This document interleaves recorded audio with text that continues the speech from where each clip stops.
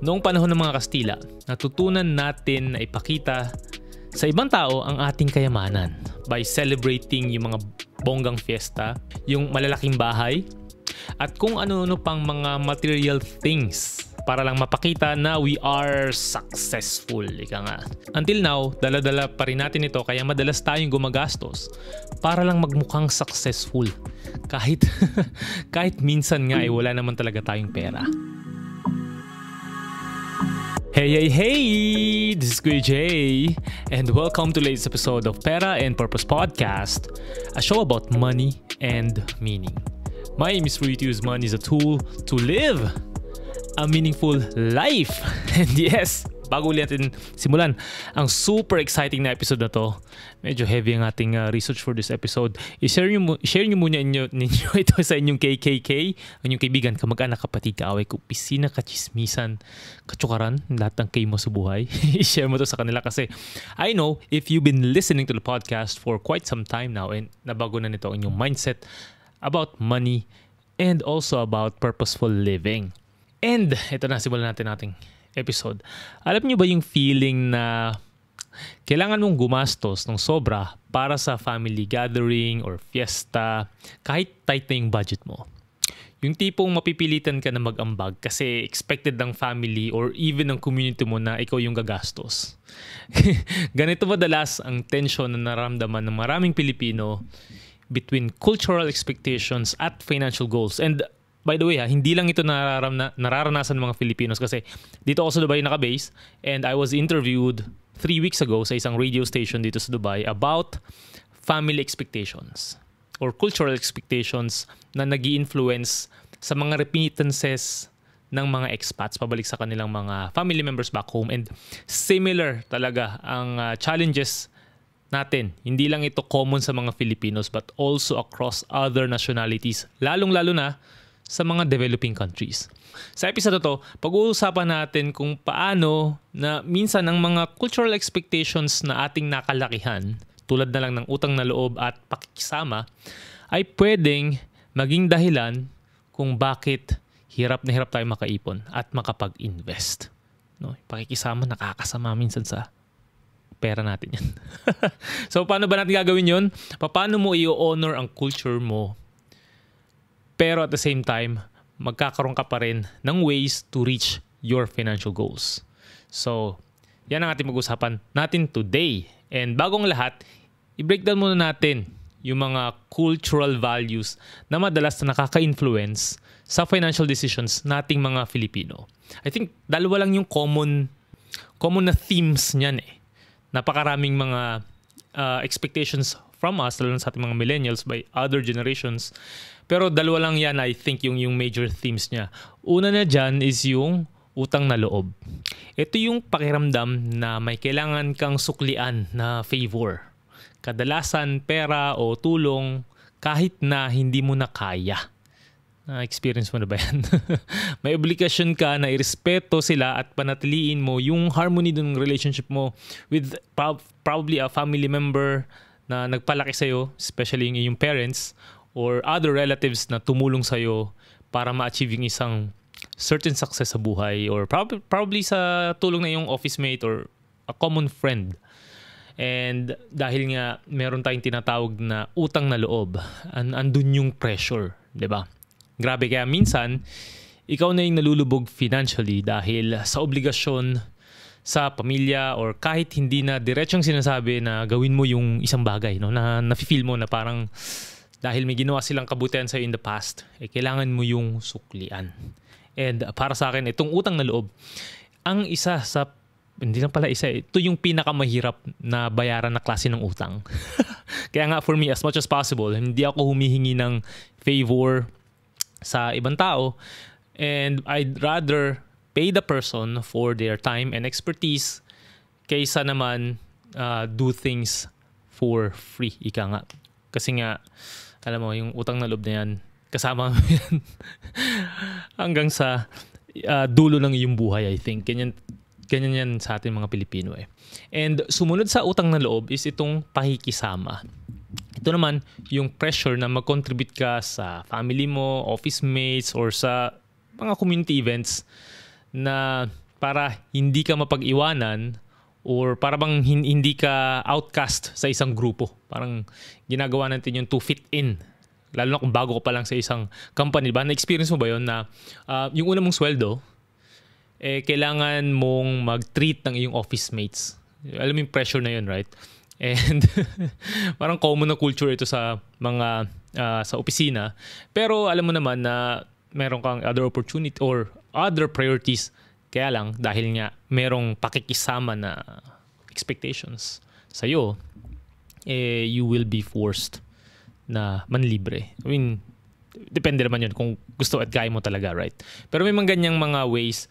Kaya ang ating mga financial decisions, hindi talaga aligned sa ating values kasi nga dun sa mga cultural expectations na yan na very common na in the past. Ito, magandang example to, no? Until now, maraming pamilya sa mga probinsya na napipilitang mangutang o kaya gamitin yung mga naipong pera para lang makapag-fiesta ng bongga. May kakilala ka ba ganyan? Kahit nahihirapan na sila financially, ginagawa pa rin nila kasi nga ang expectation ng buong barangay, ay dapat bongga lagi yung handaan. Isa lang ito sa mga maraming examples kung paano nakaka-stress ang cultural obligations sa ating bansa. And alam mo ba na ayon sa data ng Bangko Sentral ng Pilipinas, only 29% ng mga Filipinos ang may savings. At sabi ng Asian Development Bank, 33% ng household sa Pilipinas ay nangungutang para sa malaking events tulad ng kasalan at fiesta. So, kitang-kita natin dito kung paano yung mga expectations na to, minsan nagiging reasons ng ating financial stress. And bakit ba talaga nangyari to? Paano ba nagkaroon ng mga gantong klase ng expectations sa atin? Ito yung malaking puzzle na rin na parang palagi nang nandyan ever since mula nung pinanganak ako. And I think merong mga 3 reasons ito, 3 roots of this issue nga. Ika nga. So una na dyan is yung historical context. And isa sa mga dahilan dito is yung tinatawag na colonial mentality. Ito yung paniniwala na mas maganda or mas okay ang kultura ng mga banyaga, lalo na yung mga sumakop sa atin, kaysa sa sarili nating kultura. Noong panahon ng mga Kastila, natutunan natin na ipakita sa ibang tao ang ating kayamanan. Paano? By celebrating yung mga bonggang fiesta that I mentioned kanina, yung malalaking bahay, at kung ano-ano pang mga material things. 'Di ba? Para lang mapakita na we are successful. Ika nga. And until now, dala-dala pa rin natin ito kaya madalas tayong gumagastos para lang magmukhang successful. Kahit minsan nga wala naman talaga tayong pera. 'Di ba? And lalo nang nandyan pa rin yung parang mga influence ng Americans mula nung tayo yung nasakop nila.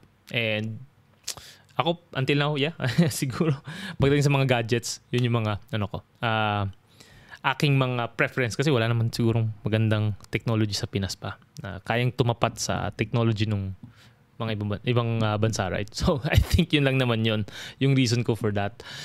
And then, second is itong tinatawag na family-centric na culture. Next is yung family-centric culture. Alam natin na malaki ang impact ng ating family sa buhay natin. Pero minsan, dahil dito, napipilitan tayong suportahan ang mga extended family members natin kahit na kailangan din nating mag-ipon para sa sarili natin. And mayroong mga recent na events sa Pilipinas, yun sa aking trusted source, ang aking misis, itong nangyari kay Carlos Yulo, right? So, nanalo siya ng 2 golden medals sa recent na Olympics. Pero parang mas nagkaroon ng issue yung alitan nila ng kanyang nanay pagdating sa pagmamanage ng pera and yung mga expectations ng mga parents natin sa ating mga anak, lalo na pagka may na-reach ka na success sa iyong buhay. So I think yung situation ni Carlos Yulo is very common. Until now, may mga ganyan pa rin akong nakakausap, mga Filipinos dito sa UAE, na parang nagkakaroon sila ng unwritten rule na once na naging overseas Filipino ka, expected na ikaw yung magsusupport, na automatic ikaw na yung breadwinner ng iyong pamilya kasi nga malaki na daw yung sinusweldo mo. Pero iba pala talaga pag ikaw na overseas Filipino. Kasi bago ko pumunta ng Dubai, akala ko talaga lahat ng overseas Filipino automatic mayayaman na. So pag may narinig ako na yung isang kakilala natin is nag-work na sa ibang bansa, akala ko gano'n na talaga, automatic mayaman na siya. Pero hindi siya gano'n, and na-realize ko yun nung dumating na ako dito sa Dubai. Kasi mas malaki rin yung gastos namin dito dahil nga yung currency na ginagamit namin is hindi na pesos. So may ganun pala na realization. And isa pa sa mga nakita ko online when I was doing some of my research dito sa ating episode na to is itong viral na thread sa isang Reddit community. And sabi dito na, I realized my Filipina girlfriend had almost no savings after working for 10 years. What confused me is that I know she earns relatively nice compared sa mga ibang tao sa Philippines. After having a longer conversation to understand the situation, she said she had to support her household, his younger brother's studies, and monthly payments for her phone and car, which made her live paycheck to paycheck. So, di ba, kahit sabi mo na lumaki nga yung sweldo mo, yung responsibilities mo, inisip mo na lumalaki rin. Kasi nga, pwedeng sabi mo na hindi kasing blessed mo yung ilang family members mo when it comes to money. Kaya lang, hindi tayo nakakatulong by owning everything. Na-enable lang sila. Lalo na kung meron sila mga bad spending habits or mga mindset na talagang hindi nakakatulong para umunlad ang kanilang buhay. And lastly, I think bakit meron tayong mga cultural expectations is because of yung mga religious influence. So most of the Filipinos are Catholics, di ba? Alam naman natin yan. And may mga teaching sa Bible na oftentimes na abuse. Mamaya i-share ko yun. And alam mo ba na 8 out of 10 Filipinos say na religion is important. And bilang isang Catholic country, tinuturo sa atin ang importance ng charity and giving. So merong mga Bible verses na katulad ng sa 1 Timothy verse 5 to 8 na ang sabi doon, anyone who does not provide for their relatives and especially for their own household has denied the faith and is worse than an unbeliever. Grabe, di ba? So parang doon pa lang, sabi sa Bible, kailangan mo mag-provide for your relatives. And meron pang isa, sa Exodus 20 verse 12 na, honor your father and mother so that you may live long in the land the Lord your God is giving you. And siguro ito yung para sa ating mga anak, no? Proverbs 13 verse 22.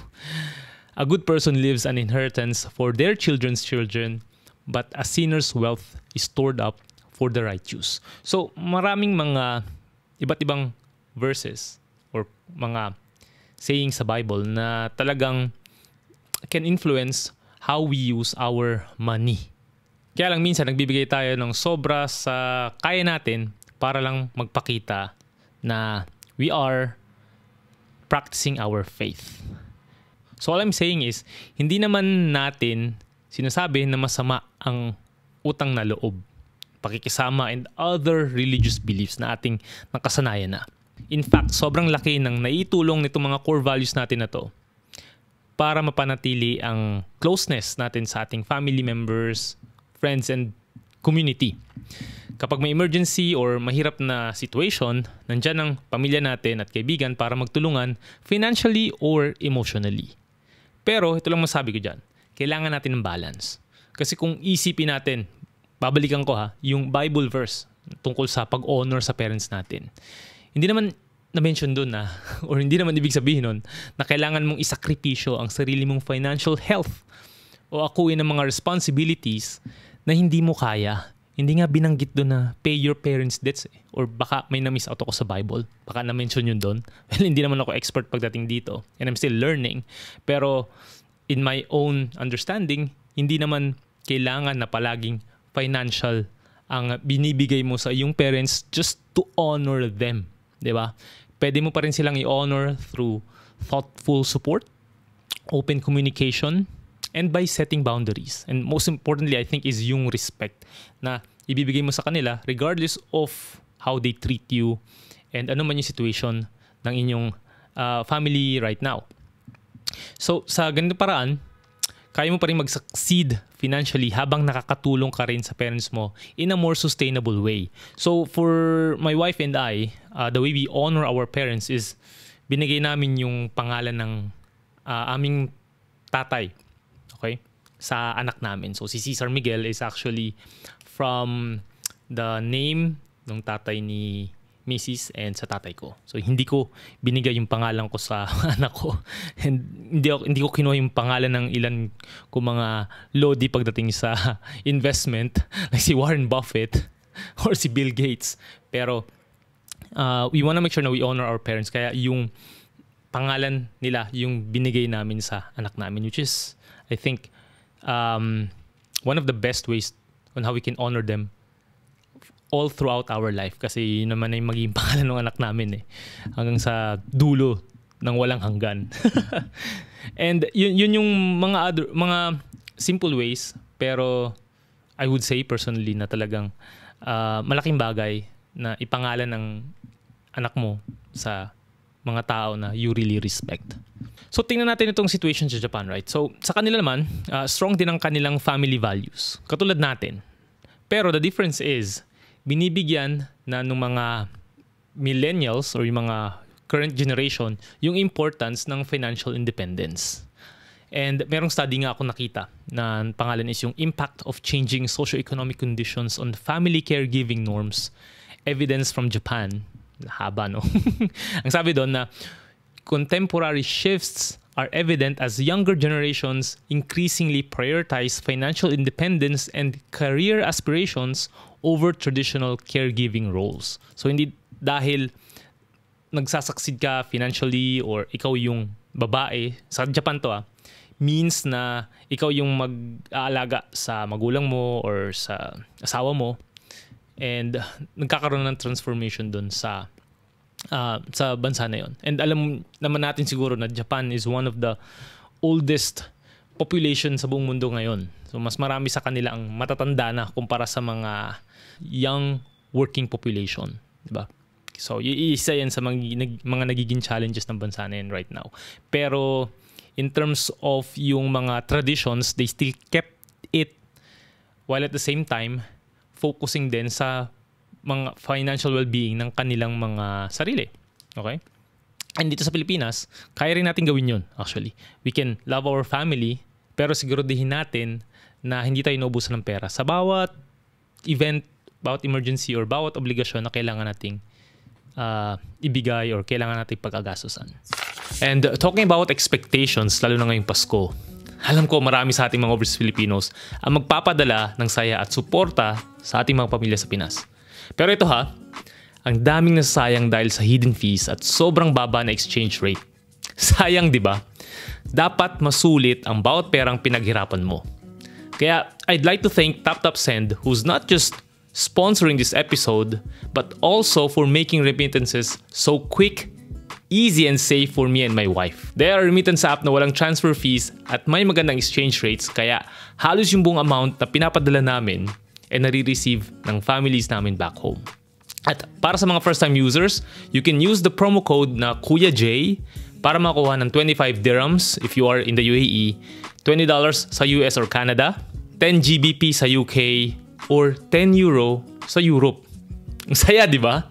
Kaya thank you again TapTapSend for making it easier for us to share the spirit of giving this Christmas. The link to download their app is in the description section of this episode. So ano bang pwede natin gawin dito, Kuya Jay? Ano yung mga pwedeng solutions natin? Okay? Sa totoo lang, ang ganda naman ng mga values natin Pero nagiging problema lang ito kapag napapabayaan long term, lalo na sa ating financial well-being. And paano ba natin ito babaguhin? Posible bang magkasundo yung kultura natin and at the same time, yung financial responsibility na tinatawag? So ang sagot ko dyan is yes. Pero hindi natin kailangang kalimutan ang kultura natin. Kasi nga, yung iba sinasabi na kailangan na siyang i-abolish. Yung nakusap ko na hindi na siya appropriate ngayon. Pero I would say na yung culture kasi natin, yung nagbibigay sa atin ng parang identity as a country, as a Filipino, 'di ba? Yun yung distinction natin. Yun yung nagbibigay sa atin ng uniqueness compared to other nationalities. Kaya lang, what we can do there is to update it na something na relevant sa modern situation or sa modern scenario ng mga Filipinos. Hindi na uso yung mga tulad ng dati. Pero alam niyo ba na nagawa na nating baguhin ang ating traditions in the past? Familiar ba kayo sa dowry system ng Pilipinas back in the day? Ito yung tinatawag na DOTE or DOTE siguro ito pag binasa ko kung tama ba yung pagkakabasa ko. AKA Bigay Kaya. Ito yung system wherein yung groom or yung lalaki will provide gifts or payments sa pamilya nung bride na gusto niyang pakasalan. Para mapatunayan na kaya niya mag-provide sa kanyang iniirog. So, andyan yung mga pagbibigay ng kalabaw, manok, even mga land titles para lang ma-prove na capable yung lalaki na protektahan and alagaan ang kanilang mapapangasawa. Pero over time, yung practice na to na-diminish na significantly. And a study from the 1960s indicated that many Filipinos no longer considered na necessary yung ganong klase ng tradition and expectation sa pag-aasawa. Kasi nga, probably, isa rin yun sa mga nagiging financial burdens ng mga gustong magpakasal. Okay? Wala akong data tungkol doon, pero it can be. Kasi sa Italy, mayroon din silang dowry system. Pero sa kanila, kabaliktaran, babae yung nagbibigay ng pera sa family ng lalaki. And noong 15th century, dahil nga isa ito sa mga causes ng financial burdens, lalo na sa mga couples na gusto mag-asawa, nahihirapan silang magpakasal dahil nga may mga issues din sa finances yung probably yung babae or yung lalaki. Nung 15th century, ginawa nila itong Monte del Doti, aka the Dowry Fund. And ganito siya nag-work no. Mayroong investment at birth. So pag pinanganak na yung babae, yung tatay would make payments into a dowry fund ng kanilang community. And yung maturity and returns nito, so after 7.5 years, yung tatay could receive a nominal return of 12.99% on his investment, increasing to 11.99 after 15 years. So, ang laki no? Grabe. Sana may ganyan parang investments right now. If mangyari na matsugi yung kanyang anak na babae bago siya pakasal, makukuha ng tatay yung kanyang ininvest dun sa dowry fund na yon pero walang interest. So, di ba? May ganito na pala noong panahon pa lang na yon. And I think we can be creative sa atin. Siguro baka pwede tayong magkaroon ng gratitude fund ano? Para makaiwas dun sa mga utang na loob na scenario na yan in the future. Pero I believe na mas malaking bagay pa rin if yung parents would be able to plan for their retirement. I think yun na yun. And pagkakaroon ng retirement fund or ng comfortable na retirement is actually a great gift na pwede nating ibigay sa ating mga anak in the future para hindi tayo maging burden, financial burden to be very specific, sa ating mga anak when they also have yung mga dreams nila na kailangan nilang i-fulfill. Parang naalala ko meron na akong nasabi sa isa kong talk sa aming Couples for Christ na community na sinabi ko doon na ang responsibilities ng parents, basic responsibilities is magpakain ng anak, magpaaral ng anak, and bigyan ito ng shelter and ng clothing.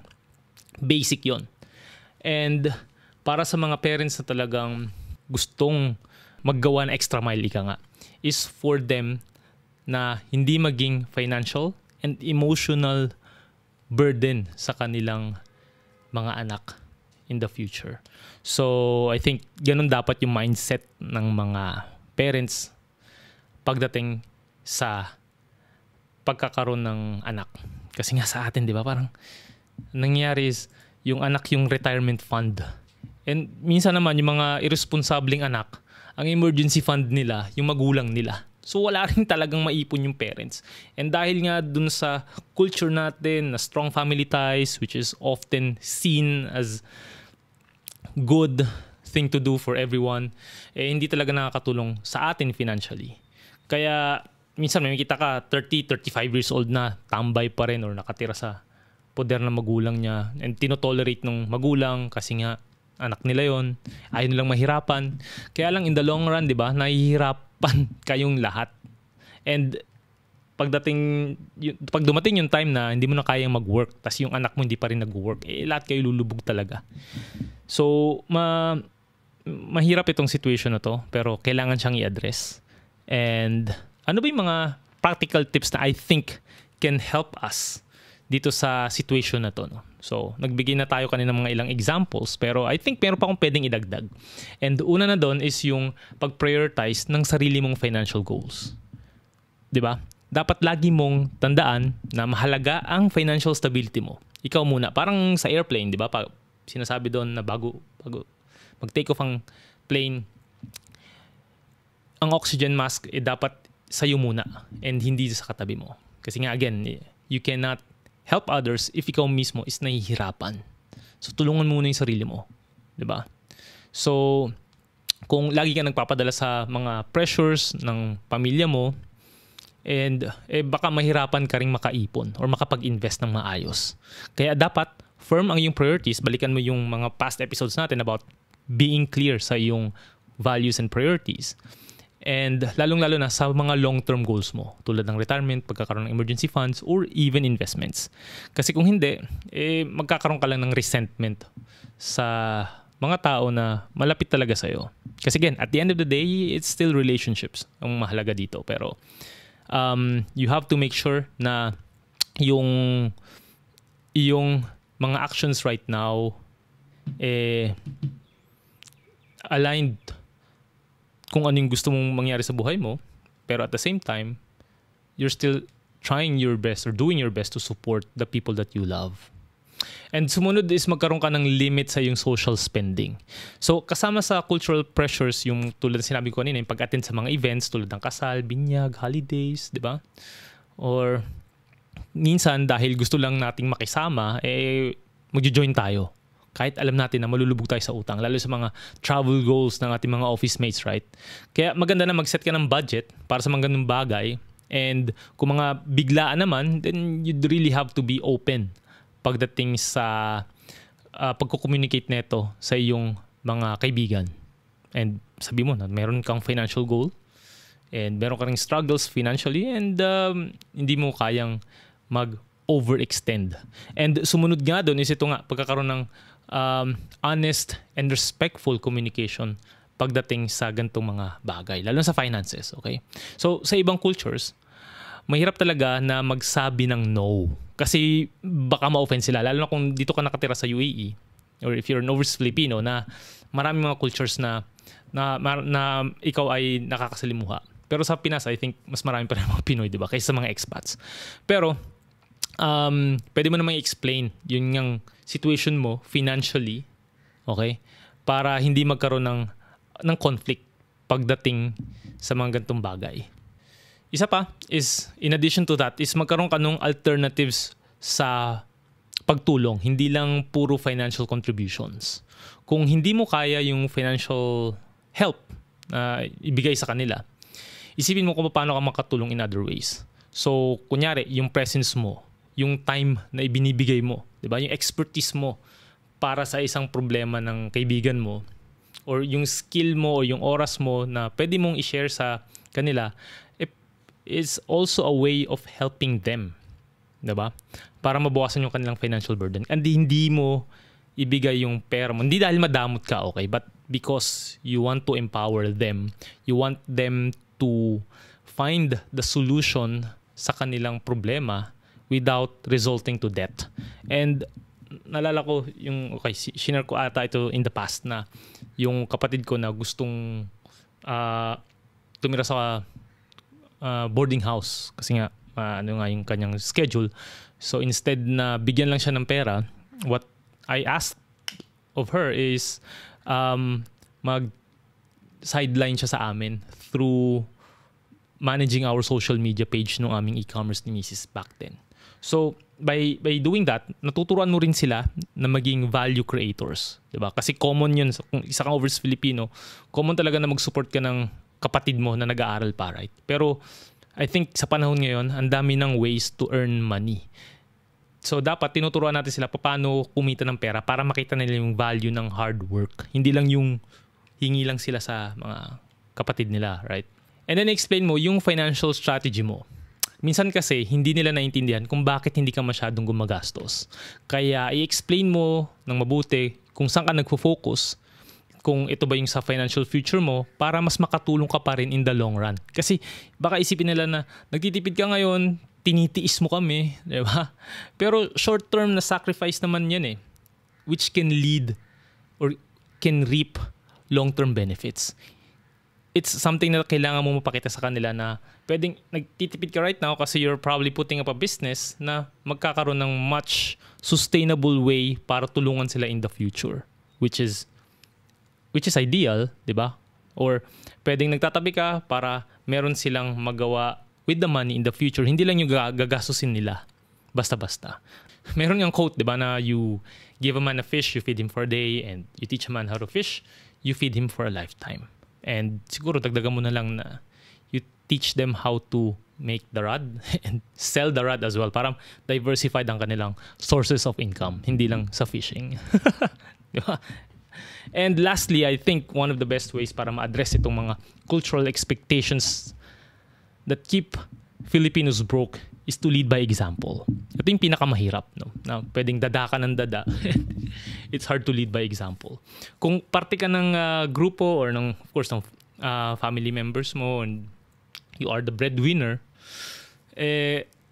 yun nga, share mo yung strategies mo and make sure na yung ginagawa mo is something na meron silang matututunan out of it. Kaya i-share mo yung experience sa kanila, paano mo i-handle yung budget mo, paano mo i-handle yung investments mo. And over time, who knows, diba? Makakatulong din sila sa ibang tao through the teachings na ginagawa mo. Kasi nga, you need to shine the light to others para sila mismo, makita nila na, okay, kaya naman pala. Mahirap siya sa umpisa, pero it's something that needs to be done, in my view. Okay? Kaya, yun ang kailangan nating i-address. Personally, ako, pagdating sa ganitong situation, it's something na I also struggle with, diba?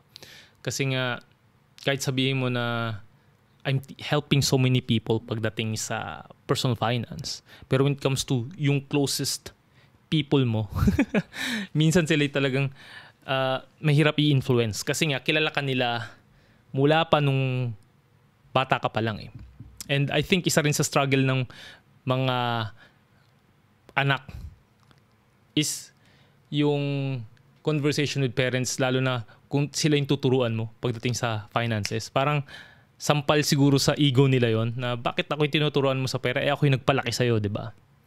And mahirap talaga siyang klase ng conversation. And the only thing that you can do is to respect them. Pwedeng they wouldn't do whatever it is that you want. Kung yung nag-work sa'yo, probably doesn't work for them. Kasi nga, di ba, you can't teach old dogs new tricks. And parang natutunan ko na lang na tanggapin yung situation na yon, na kahit anong strategy yung ituro mo o ituro ko sa mga taong malapit sa akin, hindi nila yung gagawin. And it's okay. It's okay. What you can do is to focus on the things na you can control. Okay? Which is yung situation mo, yung paano mo hinahandle yung sarili mong finances para hindi na to maulit sa next generation mo. And ito siguro yung pinakamahirap sa lahat Kasi nga, you are doing your best para ma-reach yung sarili mong goals. And at the same time, you're raising your own child. And at the same time, you are helping your aging parents or other people in your family. And ganun talaga ang buhay. Hindi lahat tayo have the same situation. Others probably are blessed na hindi ganun yung situation nila. And if that's you, I'm I'm happy for you. And sana ma-maximize mo yung opportunity mo na hindi mo kailangan mag-provide financially to other people. Pero again, if you are with the same situation as mine or other breadwinners out there, edi gano'n na lang ang gawin mo. So, ang isa ko pang ginawa is pagdating sa ganito, I made sure na nung naging overseas Filipino ako, hindi ako nagbigay ng malaking pera agad. Panganay ako eh. Pero na-realize ko nga nung dumating ako dito sa UAE na ang daming mga overseas Filipino na lubog sa utang dahil nga sa na-impose na expectation sa kanila ng pamilya nila sa Pilipinas. And sabi ko, hindi ako matutulad sa mga to. Na kahit sabihin mo na lumaking sweldo ko dito or maging maganda opportunities ko dito, hindi ako basta-basta magbibigay lang ng pera. Hindi dahil madamot ako. And I'm not justifying this. No? So pag-handle ko ng pera. But because ayoko kasing maipasa yung situation na yun sa anak ko eh. And most of the time, probably I'm thinking din na siguro iniisip din ng family ko na talagang tinitiis ko sila. But hindi eh. Kasi nga, like what I said kanina, ang strategy ko is to build something that will sustain yung generation namin or yung buong angkan namin is matulungan ko in the long term. Probably ngayon hindi ko kayang magbigay ng sobrang laki. And kinokontrol ko talaga yung pagbibigay ng pera. Pero again, that's just for the short term. And siguro ang nagiging challenge ko na lang is syempre habang tumatanda rin yung parents ko. And minsan na iniisip ko na lang is hanggang kailan ko to kayang gawin, di ba? So, nandun yung push and pull na mga struggles bilang isang anak. So, yeah. Ewan ko parang ginawa ko na tong outlet pagdating sa itong podcast ko, no? Ginawa ko ng outlet pagdating sa mga struggles of a person who's trying to really succeed in life. The irony is, yun nga, no, nag-coaching ako and I help so many people na natutulungan ko sa finances nila. And kaya lang, meron pa rin akong struggles. And I'm not perfect. Pero yun nga, I hope na itong episode na to was able to help you out. And siguro dadagdag ko na ito. Totally na yun. Wala na yun sa outline ko ng aking episode. Humaba na tuloy. And alam nyo ba guys, nasa Singapore pala, no? Nahanap nila yung balance between yung culture and financial responsibility. Kasi yung country na yun, yung Singapore is characterized by a strong culture of thriftiness where yung individuals or yung citizens nila are taught from a young age the importance of saving and budgeting. Galing, no? This cultural mindset allows Singaporeans to celebrate yung mga important traditions nila and festivals without compromising yung kanilang financial security. Kaya talaga masabi ko na posible na magpatuloy ang ating tradisyon without sacrificing ang ating mga savings, ating investments, and ang ating personal goals. It probably will be challenging, pero it's not impossible. Okay, so ang dami ko na naman sabi. And tapusin ko na talaga to kasi yung mag-i-edit nating podcast, ayoko na siyang pahirapan. Bro, maraming salamat.